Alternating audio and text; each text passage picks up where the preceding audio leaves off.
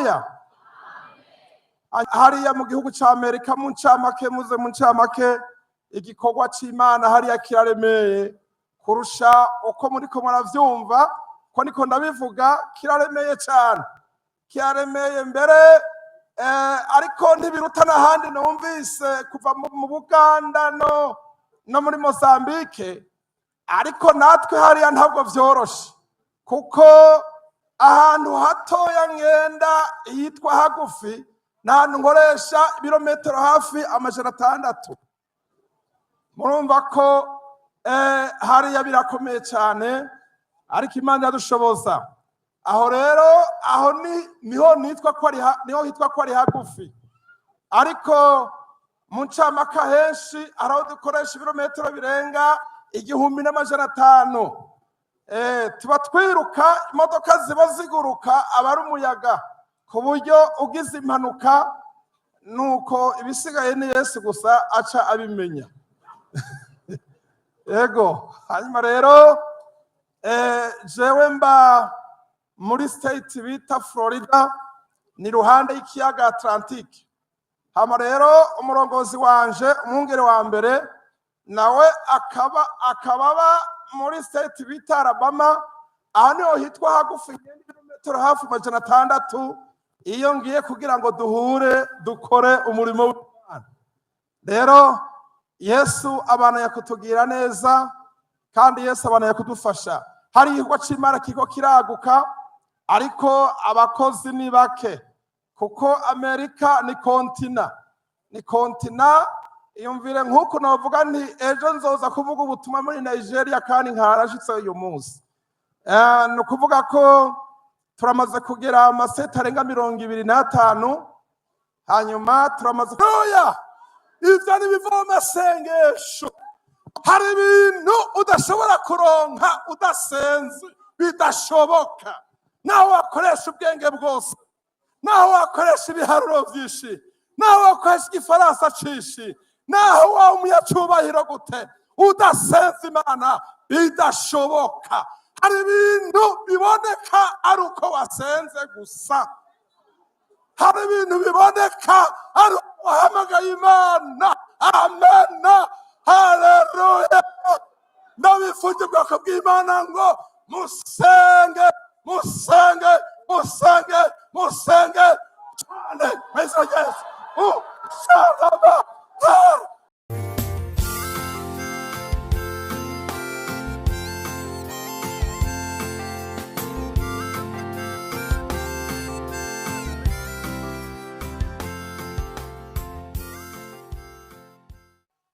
Imana yahabwa icubahiro. Nagomba ngo tugorore ibiganza duha Imana icubahiro mu izina rya Yesu. Rero muri aka kanya biragaragara yuko mumaze kuruha, ariko reka twongereko amajambo makeya twihute. Mu ncamake, amajambo y'Imana yose twumvise ni meza, kandi sinje kuvuga ibirenze cyane, ariko ntangure nshima Imana gato, kuko Imana yanyemereye kugera ahantu muri iki gikorane, kandi ngashimira n'inama y'abungere bafatikanije na secrétaire général baduhaye umutumiro twebwe ishengero rya Pentecote hariya muri Amerika. Hanyuma rero jewe mva hariya muri kiya gihugu ca Amerika, ariko navukiye ngaha mu Burundi, kandi iki gihugu ndagikunda, nubwo imyaka nakibayemwo ni mike ndavye ku myaka nabaye mu bihugu vyo hanze. Rero ndamaze imyaka irenga 30 ndi mu bihugu vyo hanze. Twaciye mu bihugu bitandukanye, ariko igikuru gikomeye nuko Imana yabanye natwe. Haleluya. Hariya mu gihugu ca Amerika mu ncamake igikorwa c'Imana hariya kiraremeye kurusha uko muriko muravyumva, ko niko ndabivuga, kiraremeye cyane, kiraremeye mbere ariko ntibiruta n'ahandi numvise kuva mu Buganda no muri Mozambique, ariko natwe hariya ntabwo vyoroshe, kuko ahantu hatoya ngenda hitwa hagufi n'ahantu nkoresha ibirometero hafi 600. murumva ko hariya birakomeye cyane, ariko Imana yadushoboza. Aho rero aho niho hitwa ko ari hagufi, ariko mu ncamake henshi aho dukoresha ibirometero birenga 1500.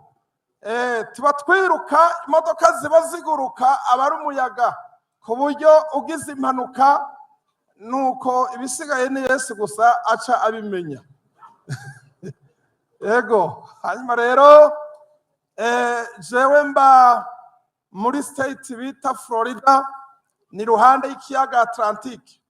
Hama rero umurongozi wanje, umwungere wa mbere, nawe akababa muri state bita Alabama, aho niho hitwa hagufi ibirometero hafi 600, iyo ngiye kugira ngo duhure dukore umurimo w'Imana.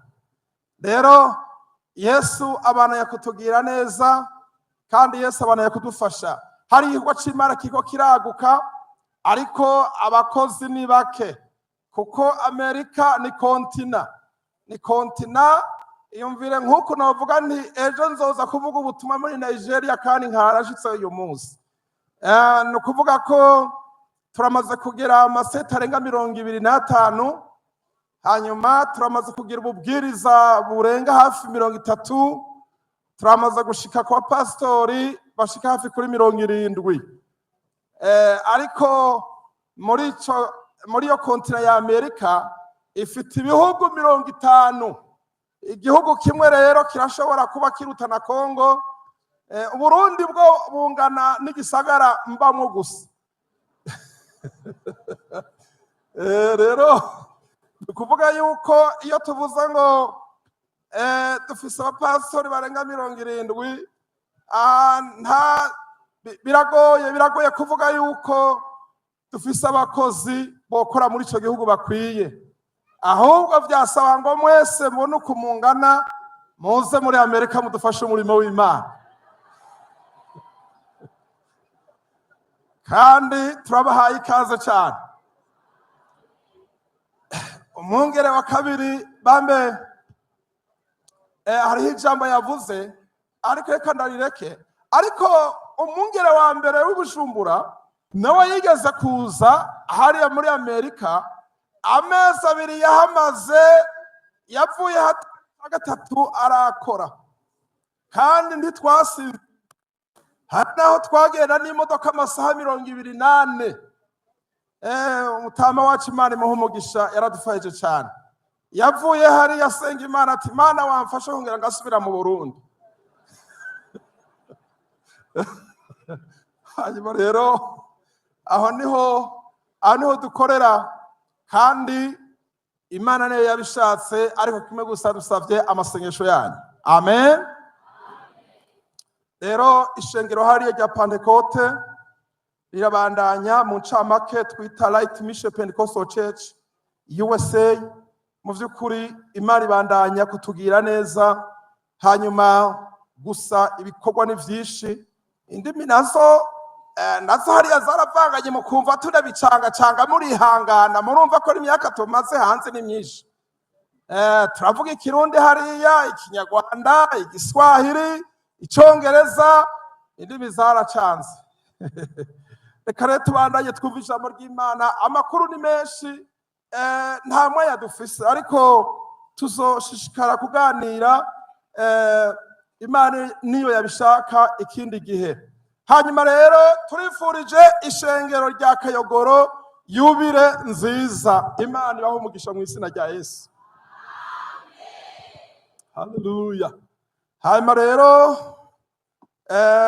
numwanya twihuta, kandi nivyo reka dusangire amajambo y'Imana. Amajambo y'Imana hariya ari mu gitabo cyo Kuvayo. Amajambo y'Imana mu gitabo cyo Kuvayo, igice ca 24. Ngiye gusoma nihuta mu Kirundi. Murumva ko Ikirundi turacacibuka neza, kuko twavukiye ngaha mu Burundi, nubwo tumaze imyaka myinshi. ariko turacacibuka neza kuko ni ururimi rwacu. Ego reka rero dusome twihuse. Hariya mu gitabo cyo Kuvayo ibice 24 umurongo wa 12 tugeza ku ya murongo wa 18.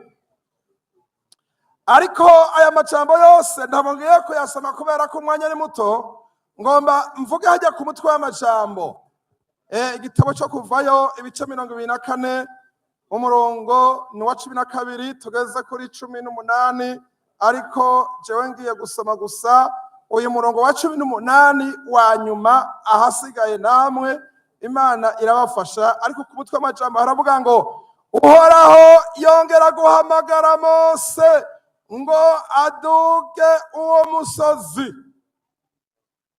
Nuko Mose adwebera hagati muri cya gipfungu aduga kuri uwo musozi, awumarako iminsi 40 n'amajoro 40. Amen. Hano turabona amajambo y'Imana.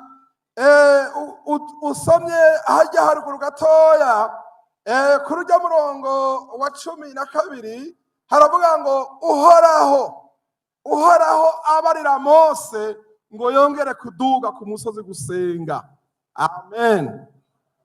Ijambo ry'Imana nanje Imana yashize mu mutima wanje, kandi umukozi w'Imana kuva hariya muri Tanzania yarikozeho. Ndavuga nti akoze ku majambo yanje, nanjye ndakuvuga ngo bikeya kuko yarangije. Ijambo rero mfise hano twosangira muri iki gikorane n'ijambo bita gusenga. Haleluya. Gusenga mu ncamake bisobanura iki? Bisobanura kuvugana n'Imana. Burya Imana tugomba kuvugana nayo. Kubera iki tugomba kuvugana nayo? Imana ni data wa twese. Imana yaramye ibintu byose.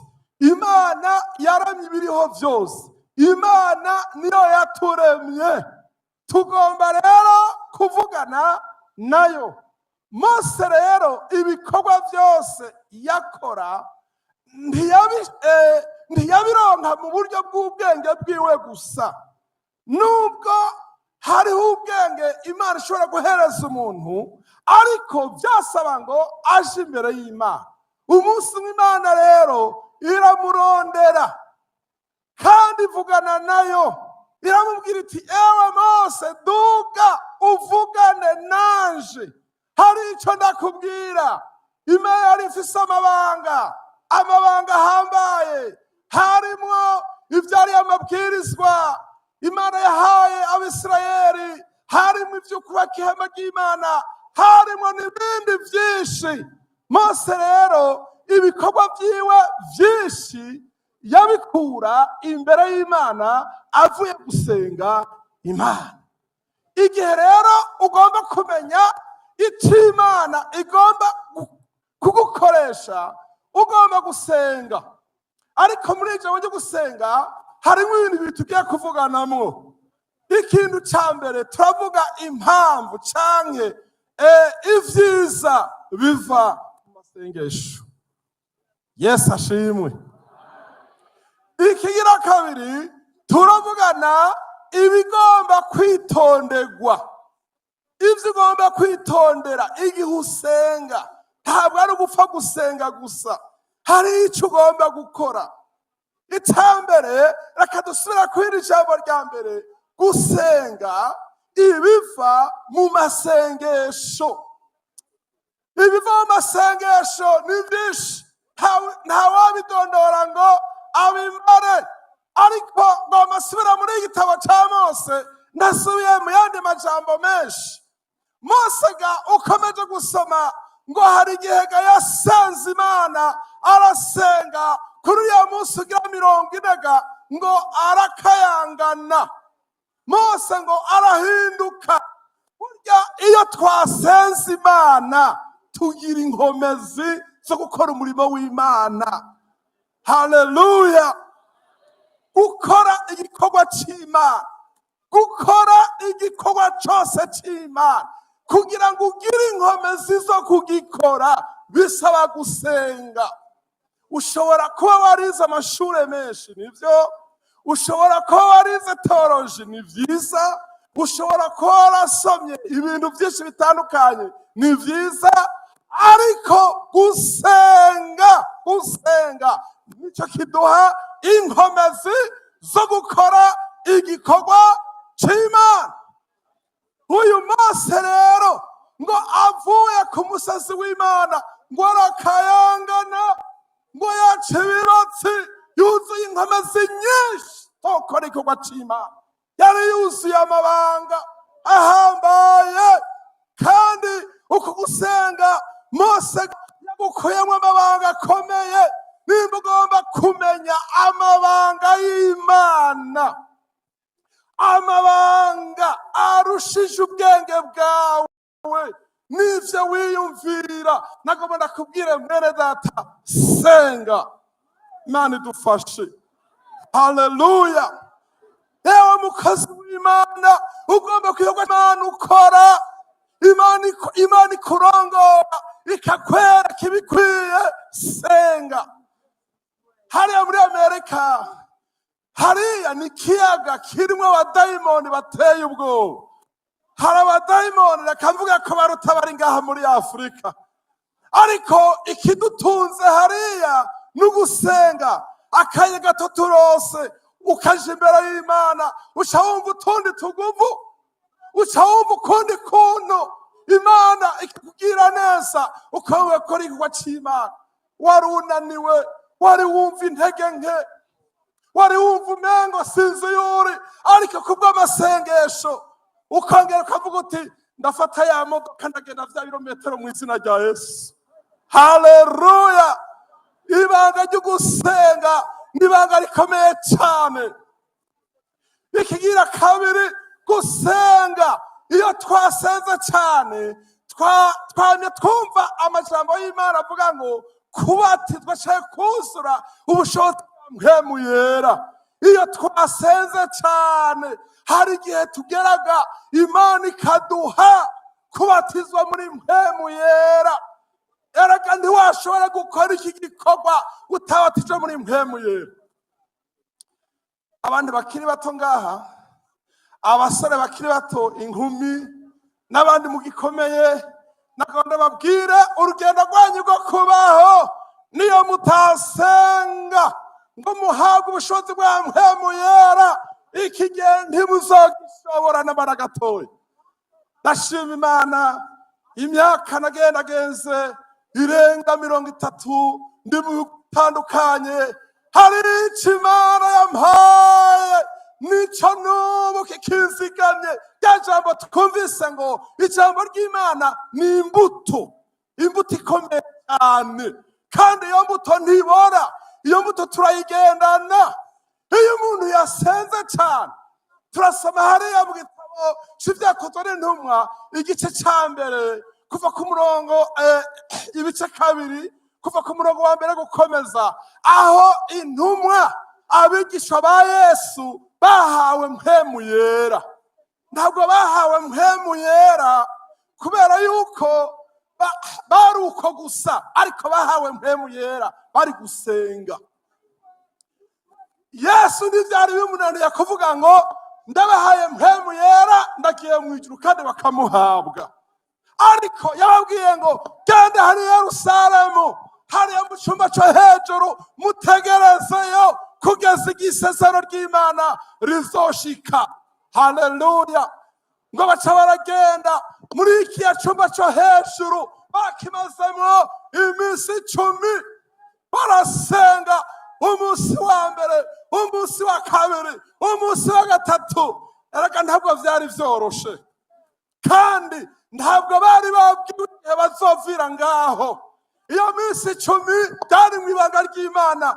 Iyo usenga, kozako, gumizako, nturuhe, komeza usenge. Ntabwo bari babwiwe bazovira ngaho muri icyo cyumba. ariko iminsi 5, 6, imindwi, iminsi 8, ikibazo gikomeye cyane kwari kumengo mbega mpemu yera bazomuhabwa ryari. Nimba yagomba ku iminsi 20 bagomba kuguma nga kugeza isezerano ry'Imana rishitse. Umunsi ugira 10 mpemu yera aruruka mu izina rya Yesu. Haleluya! Ivyo ni bivoma sengesho. Hari ibintu udashobora kuronka udasenze, bidashoboka. Naho wakoresha ubwenge bwose, naho wakoresha ibiharuro byinshi, naho wakoresha igifaransa cinshi, naho wa umunyacubahiro gute, udasenze Imana bidashoboka. Hari ibintu biboneka ari uko wasenze gusa. Hari ibintu biboneka ari uko wahamagaye Imana. Amen. Haleluya! Ndabifuje ubwoko bw'Imana ngo musenge, musenge, musenge, musenge cyane. Yesu, shalaba, senga, senga, senga, senga mu izina rya Yesu, senga mu izina rya Yesu. Haleluya! Ubwenge bwose, ivy'ubwiza bwose, ivyo bitangaza vyose, nta kintu na kimwe gihari kiruta gusenga. Haleluya!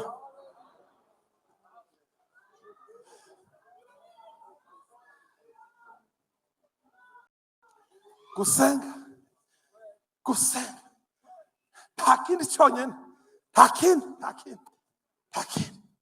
Kandi rero ntibisobanura yuko umuntu asenga atagira amageragezwa. Burya amageragezwa nanone nayagukomeza. Amen. Nayagukomeza, nayakwigisha, nayakura. Ariko komeza usenge, hari inyishu y'Imana mu izina rya Yesu. Gusenga ngw'intumwa za Kristo muri cya cumi, muri ya minsi 10 ngo baca bahabwa mpemu yera. Gusenga, ndashaka kumenya gatoya ibiva mu gusenga. Usabye hariya mu gitabo gatoya cya Samueli wa mbere muri cya mbere ku murongo wa 20, ukuntu Imana ko itangaza kuri Ana ngo abona umwana ariko yagisende yatenze.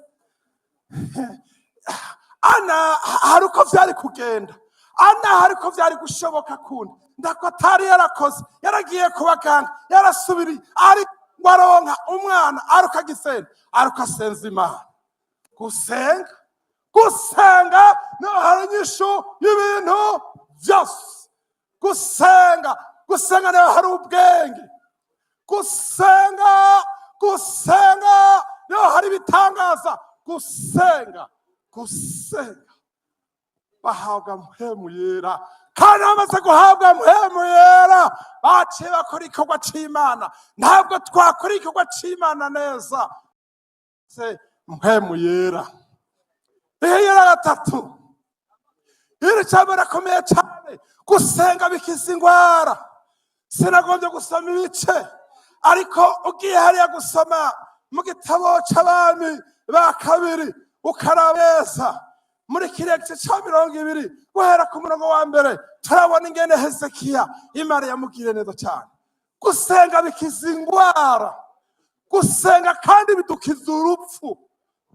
Ngo amaze kubwirwa yuko Hezekiya agiye gupfa, ngo yaciye ahindukiza amaso ku rusika, ngo agirandi ngo arasenga. Imana ihagarika ingwara, kandi Imana ihagarika n'iki? N'urupfu. Amasengesho azohagarika ingwara abaganga bananiwe mu izina rya Yesu. Haleluya! Abaganga baherutse kungira ko dufindo kandi n'abaganga bakomeye. Mwati ndagutoye ingwara, undi atoya iyi bagutoye siyo.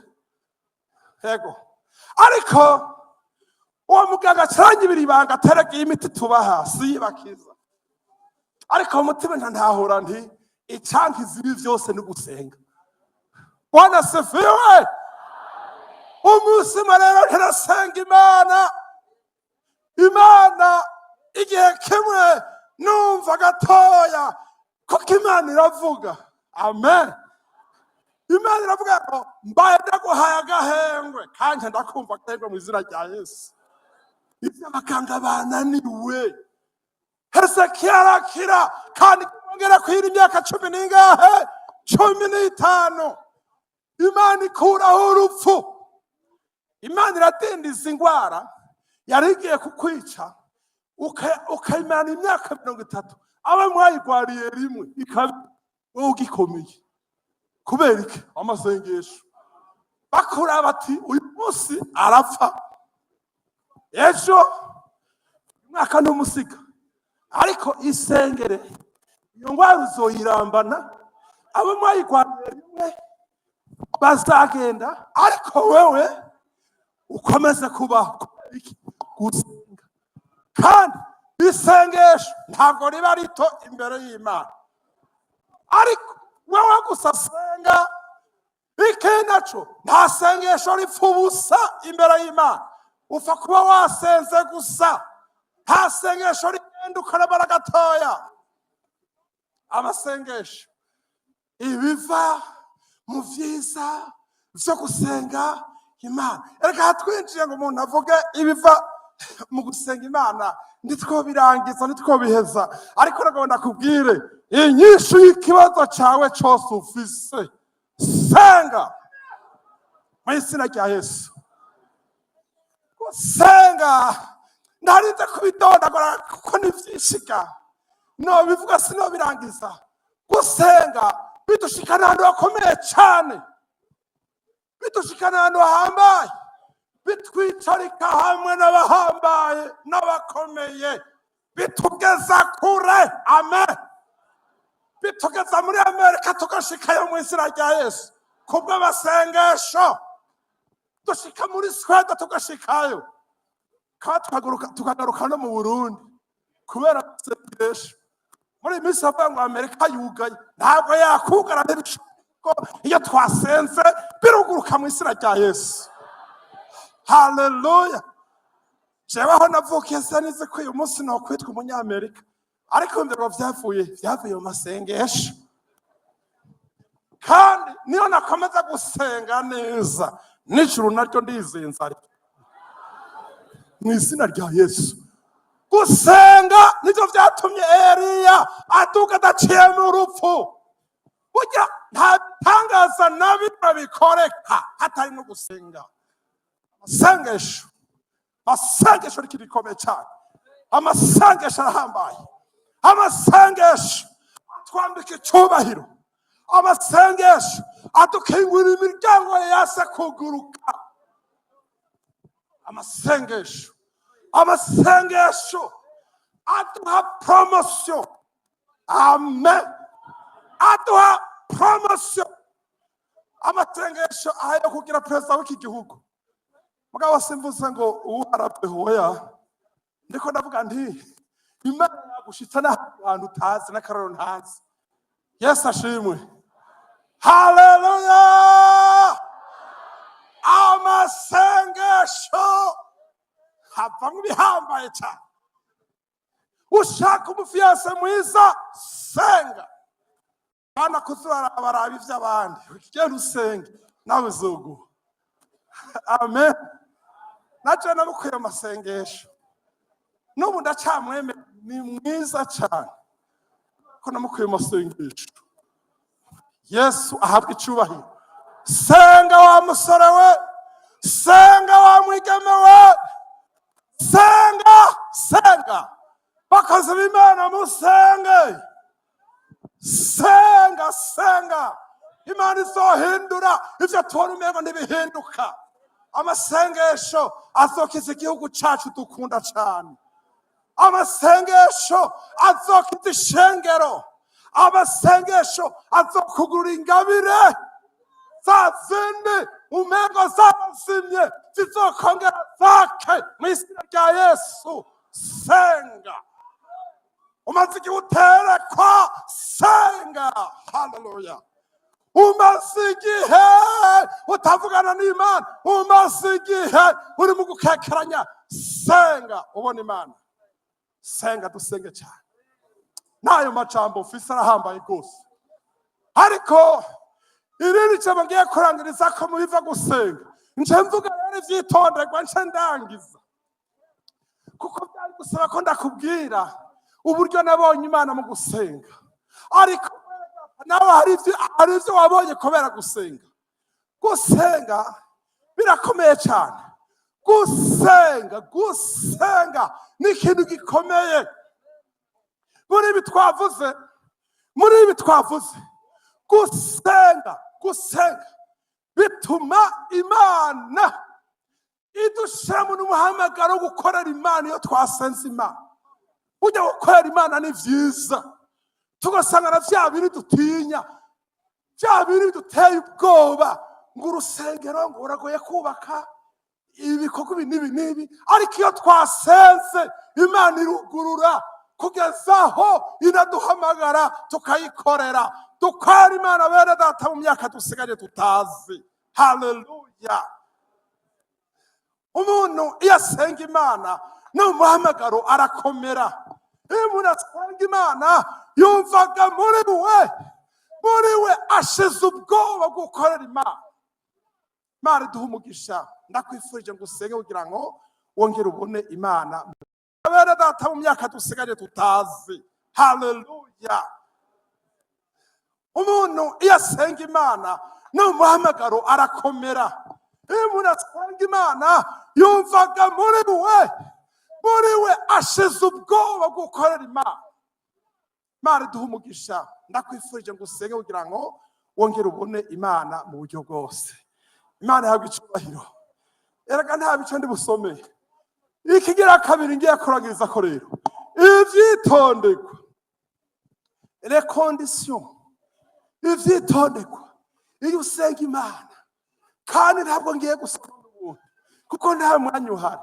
Abaroma ibice 12 kuva ku murongo wa mbere no wa kabiri haravuga ngo bene data nimushushanye n'ivyiki gihe, ariko muhinduke gose, mugize imibiri misha n'imitima misha, kandi imibiri yanyu ibimaze vyiza bihimbara Imana, ni ukuyikorera kwanyu mugira ikimazi.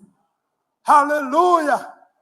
Niryo jambo nuvaga twosozerako tworangirizako n'iri jambo rivuga ngo hariya muri Petero wa mbere cyangwa igice cya mbere cya Petero, igice cya mbere umurongo wa 15 n'umurongo wa 16 aravuga ngo nk'uko yaduhamagaye ari yera ngo abe ariko natwe tuba abera. Imana idufashe. Iyo usenga banza ukizwe. Ugomba gusenga kuko amasengesho y'umunyabyaha arasesema kuhora, ariko amasengesho y'umugororotsi ngo nibiba vyimota neza. Iyo ugomba gusenga banza witandukanye n'ikintu cyose kitagenda neza. Banza wihane, banza wature, banza urabe neza. Mbega ijambo ry'Imana rikubuza iki? Twamye twumva habone gusenga. Ibirere cyangwa nza kuvuga umuntu asenga neza nuwemeye gukizwa neza, agakizwa kuri gato na kanini. Haleluya. Ugakizwa ku cyaha n'igisa naco mu izina rya Yesu. Ushitse imbere ya binamu wawe ukamenya uti jenda kijijwe kuri gato na kanini, ukamubwira uti binamu gezaho jenda kijijwe. Abanyefesi ibice 4 umurongo wa 29 aravuga ngo ntihakagira amajambo mabi ava mu kanwa kacu, kandi abakristo mukononekara bavuga ngo akantaco, ngo akantaco. Mwana data, kizwa neza, wongera usenge, uzabona imana, uzabona ibitangaza by'imana. Ariko ikibazo rero gihari ni uko gukizwa ntabwo ukizwa neza. Hariho ibyo wita bito, hariho ibyo ubona umengo n'ibisanzwe, ariko turiya tuzokubuza umugisha. Nawe usenga amasengesho yawe ntagera ku Mana. Hariya muri Amerika, aha ariko ndarangiza, hariya abantu barakora cyane, barakora. Hanyuma rero umuntu ashobora guceba ku kazi, ariko ariruka n'imodoka akaraba iminota isigaye, ugaca usanga habayemo kubesha ngo natwaye umwana kwa muganga, ngo ariko ndiko ndaza. Kandi urumva ko bisanzwe, ariko vuga uti nariko ndarya amasaha aranjana. Uvugisha ukuri, Mana ishimwe. Parakunda kubwira abantu nti igihe udashobora kuvuga ukuri kuri aka gato, ibindi navyo vyashura iki? Nta senga adafise ukuri muri we. Umuntu asenga, umuntu avugana n'Imana, umuntu agendera mu kuri, ivyo avuga vyose biri mu kuri. Vuga uti yewe udukoresha mu kazi, jewe nasinziriye itiro riba ryinshi, murambabarira nshika ncere. Kandi kubera kuvuza ukuri usanga Imana yagutanzeyo kukuvugira. Haleluya. Ariko iyo utavuze ukuri usanga abadayimoni nabo bagutanzeyo, ugasanga batanze information ngo yabeshe, naho wabivuze ntibavyemera. Ariko iyo wavuze ukuri biremegwa, naho boguhana ariko Imana irakwemera ati wavuze ukuri. Naho bokagukura kandi ariko wavuze ukuri mu izina rya Yesu. Haleluya. Umuntu asenga no kubanza neza agakizwa, akiraba akitumba, akaraba akaja mu ciro. Abigalatiya 5:22 kuva ku murongo 25 haratwereka imbuto za mpemu yera, ivyo mu vya mpemu yera. Erega byo mu vya mpemu yera uko ari 9 niko gakiza, niko gakiza. N'imbuto bifita kwa rukundo, y'amahoro, bwabwisigirwa, ingeso nziza, ukugira neza, ukwirinda, kajya niko gakiza. Hama Paulo abwira abanyefeso ati hariya mu bice 6 kuva ku murongo wa 10 kugeza ku 18 ati naho mutwara ibigwanishwa vyose. Ariko aragerana aravuga ati atariko kandi mutwara ukuri. Ukuri kadukenyeza, ukuri n'umukandara. Haleluya. Ukuri, Imana iduhumugisha. Ukuri mwene data, dukwiye kuba mu kuri. Ugiye umuntu avuga ukuri n'ibindi yabishobora yagerageza, ariko abantu kuko babuze ukuri amasengesho yabo ntabwo ashobora kumva. Reka rero duhinduke kwa ku murongo wa 18 hariya muri gitabo cy'Abanyefeso ibice 4 bambe 6 baravuga ngo dusenge mu kuri no mu mpemu. Iyo senga neza uhagaze mu kuri kw'ijambo ry'Imana, Imana izokora ibikomeye. Amasengesho abayasenga bakijijwe neza. Ugeze imbere ya fiance ukamubwira uti fiance cacaka mu izina rya Yesu canke ndaguhevye. Ariko hari uca avuga ati none iyo namuheba nzoca nkuru wundi hehe. Basi rero hitamo umugisha canke hitamo ivyo. Ariko nagomba ndakubwire mu Mana hari vyose. Zaburi 24 umurongo wa mbere ngo vyose Imana yivuze vyose, ariko biva he? Mu gusenga. Senga Imana kandi ukijijwe neza. Ega ndashoje ndarangije. Abumvise amajambo mwese Imana ibahe umugisha. Amen.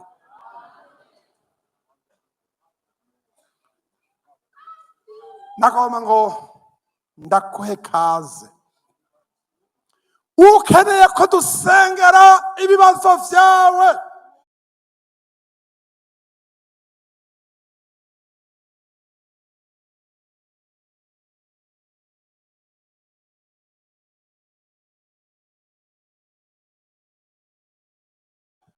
ukeneye ko dusengera ibikugoye, ariko ndagomba banze gusabe kicishwe nka kera, uracahagaze neza nka kera, ukawushira ku Mana.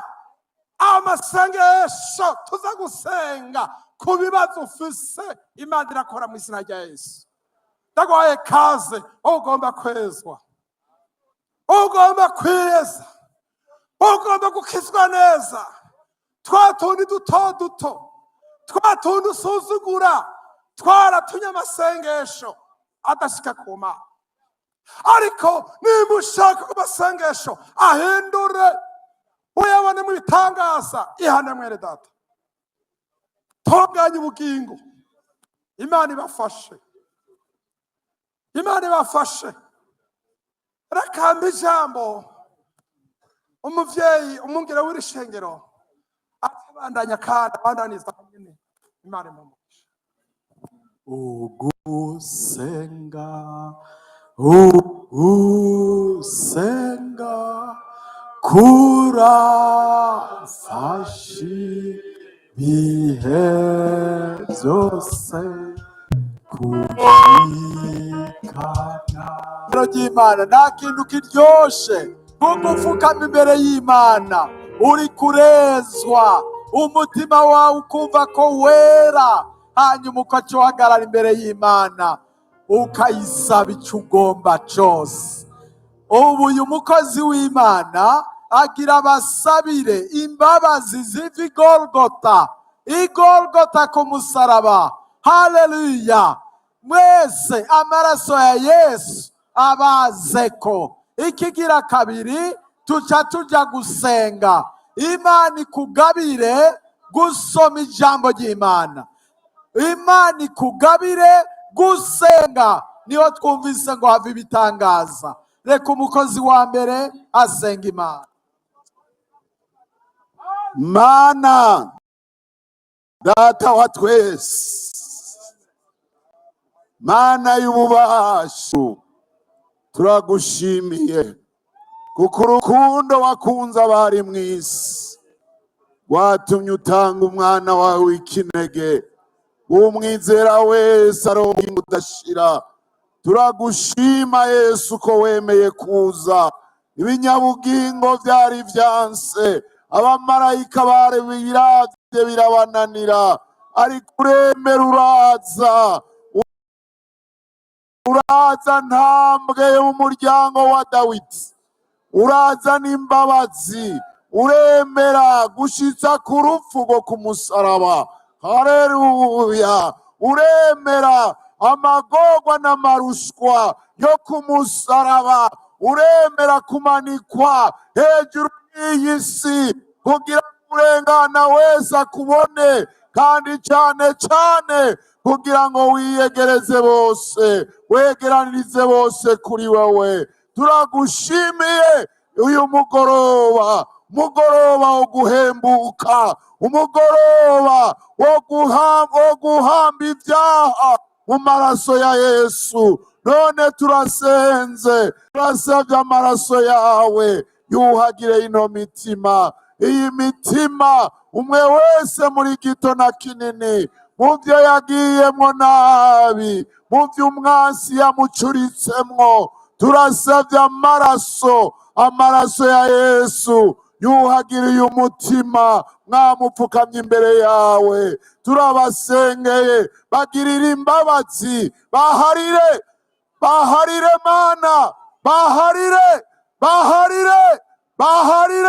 Reka ububasha bw'imbabazi Mana bube mu mitima yabo, ubwami bw'Imana bwimukire muri bo, bahagurukana umunezero, amahoro n'ukugororoka, kuko ari byo by'ubwami.